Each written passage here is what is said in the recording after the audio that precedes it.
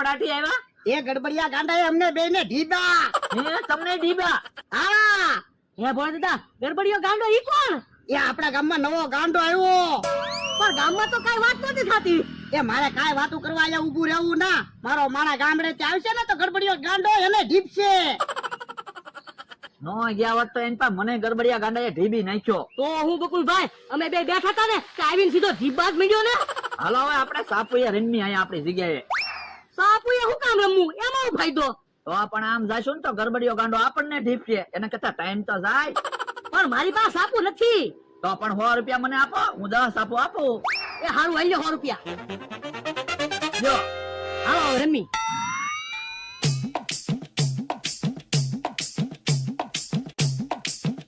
હે હું જીતી ગયા.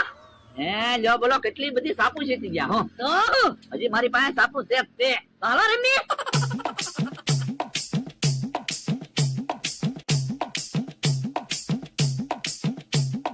હે હું જીતી ગયા. જો બોલો બધી સાપુ જીતી ગયા હું.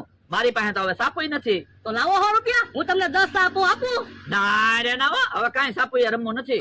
એમ થોડું હાલે? તો 100 રૂપિયા પાછા આપો, એટલે તમે સાપુ રાખો. ના ના સાપુ તમે રાખો. જો બોલો મારા 100 રૂપિયા લઈ ગયા. તમે તો મને કહેતા હતા ને કાંઈ ફાયદો નહીં થાય. મારે છો ને 100 રૂપિયાનો ફાયદો. બકુલભાઈ આમ નો હાલે, 100 રૂપિયા આપી જો ને. પાસ આવે પૈસા ન મળે હો. ઉતાવળો હાલ ને, નકર ગામમાં પગવાનું મોડું થાહે. હે ટીપણું લઈને ક્યાં ભગ્યા? એ ગામમાં જાય ટીપણું મૂકવા. તો ઈ બાજુ ન જતા, ગડબડિયો ગાંડો આવેલો છે, તમને ઘીપશે.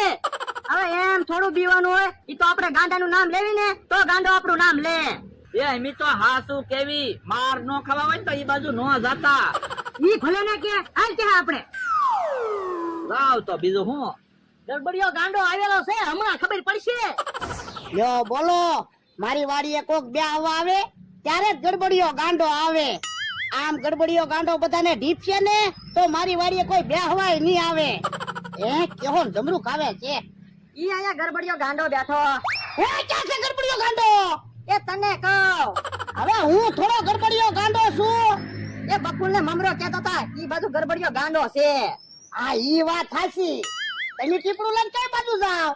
એ ગામમાં જાવી, ઓલા ભાઈ મકાન બનાવે ને તે ટીપણું ભાડે દેવા 10 રૂપિયા ભાડું આવે ને. ઠીક.